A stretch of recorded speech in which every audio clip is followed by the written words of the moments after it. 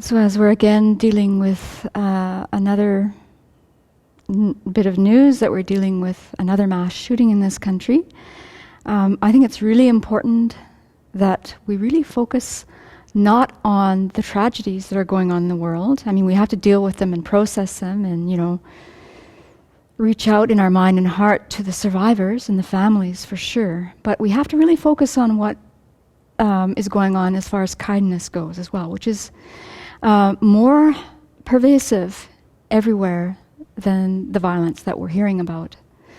And so obviously the media is not going to help us out there at all. I mean, acts of kindness, large and small, typically are not front page news. You have to go looking for it. And so I did go looking for it this morning, and then we can talk about this during lunchtime as well. And that's the viewer's assignment too, to keep talking about the kindnesses experienced by yourself and what you notice around you. But you do have to go looking. So I thought I'd start off with a story that is current for those of us at the Abbey. Right now, Venerable Jampa is away at a place called Silverdale, Washington. Well, she's actually staying in Seattle, but she traveled to Silverdale, Washington to get a procedure to help her overcome this chronic sinus condition that she's dealing with. And there's been so many people involved in getting this trip to happen. So first of all, our friend Tracy Morgan took her to the Spokane airport on Sunday. And then another friend that we met just this past October, Carol Dean, who happens to be a nurse, picked up Venerable Jampa and took her to her home. And then another friend, Ruth, took Venerable Jampa to the clinic at Silverdale, which involves a ferry ride. Maybe those of you who are Americans know where this place is, but there's a ferry ride involved, and it's not, a close trek at all. So Ruth took her there, and Ruth took her back after the procedure. And apparently, Dr. Rice, the ear, nose, and throat specialist, and his staff were exceptionally kind to Venerable Jampa and really took the time to explain to her what the procedure was about and just showed her a lot of kindness and care, which really, as we know, speeds up the healing process in quantum leaps. And so now she's resting at Carol Dean's home, and where she's getting, 24/7 care and attention. And then when she comes back on Sunday, yet another friend, Cooney, will pick her up at the airport and bring her back to the Abbey. So many people involved in helping one individual with something that will really have a great impact on her long-term health, we hope. So that's really great. And then as I went looking, I came across a number of stories. It actually isn't too hard to find good news on the media. So this first story is very touching. It's not anything, heroic, but someone reached out to another person. So here's the story. Kay Brown gave a barefoot homeless woman riding the subway the shoes off of her own feet on Monday night. So this story is from this past November. The 26-year-old Harlem resident was heading home from Times Square, where she works as an assistant in an investment firm, when she stepped up to help another transit rider. So Kay says this of herself. Usually on the subway, I'm like, nobody look at me. Nobody talk to me. I'm just going to be on my phone like everybody else. Don't bug me.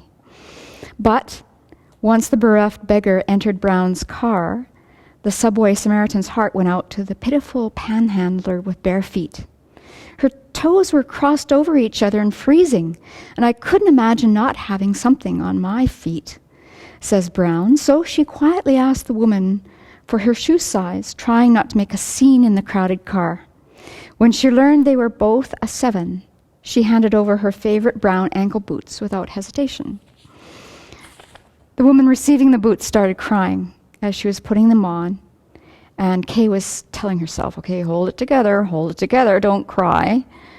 And then she was like, thank you so much, and she hugged me and she walked away.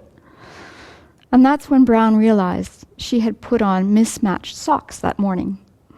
This was a disaster, she jokes. Not only was I standing on the subway without shoes, my socks didn't match. That was the biggest regret of the day. But her act of kindness was soon repaid by another person on the subway. A gentleman gave Brown a thick pair of Nike gym socks to wear over her thin ones. The additional layer was most helpful, and she got home. But most of all, she was very happy that she was able to help out her friend. And then, of course, I have to give you some Canadian news. So this story, it's a great story. doesn't have to be Canada.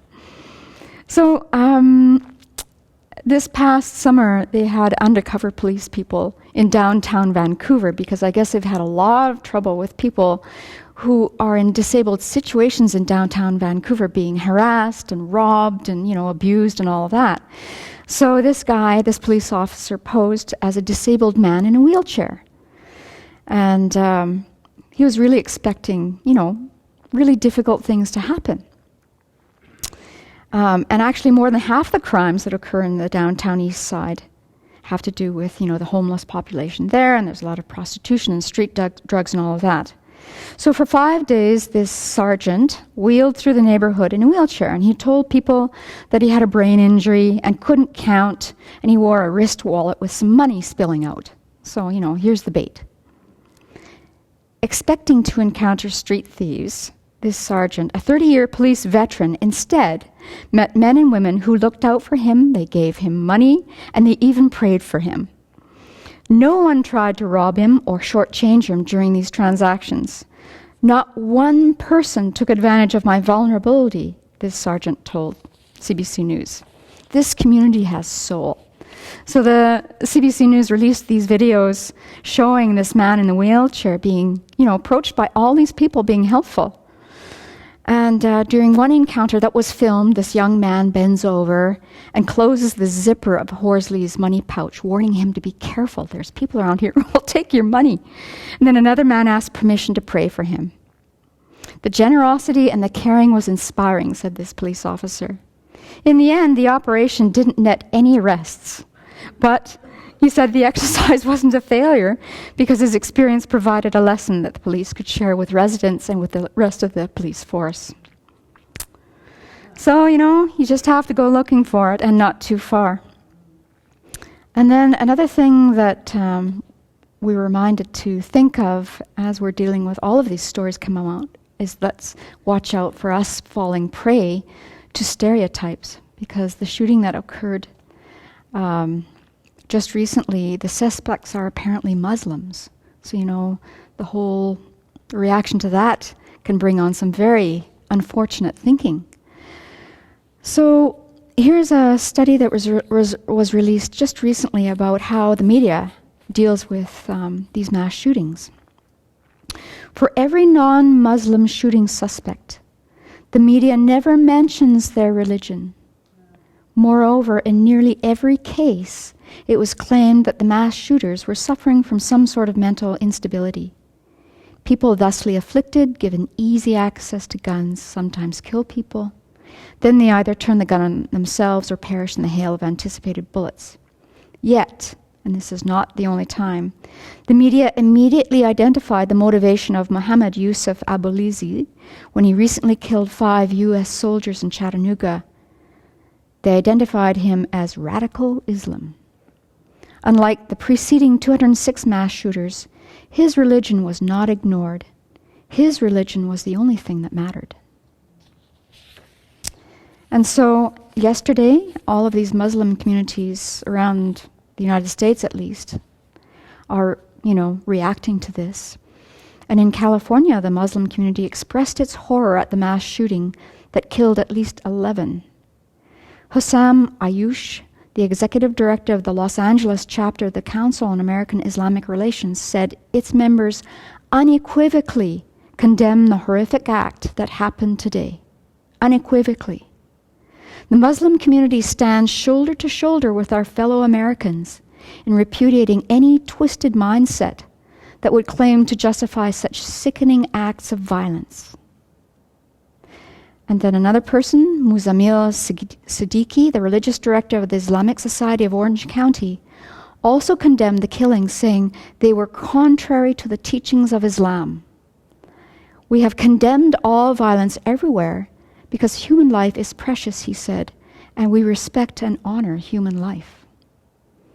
So we have to be so careful with these stereotypes that come to mind when something happens, especially in these situations, and realize that, individuals that happen to belong to a certain religious group don't represent the whole group.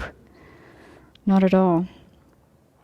So I think also, if we're Buddhist practitioners, or even if we're not, we can just draw on this understanding that His Holiness talks about every time he speaks in public, which is the fact, every single living being, every sentient being on the planet wants happiness and doesn't want suffering. We're all driven by afflicted mental states and previous karma we've created. And so if we're in an afflicted mental state and we have access to a gun, we see what the result can be. It's just so obvious, if there's a gun present and we're in a state, chances are it'll be picked up and used.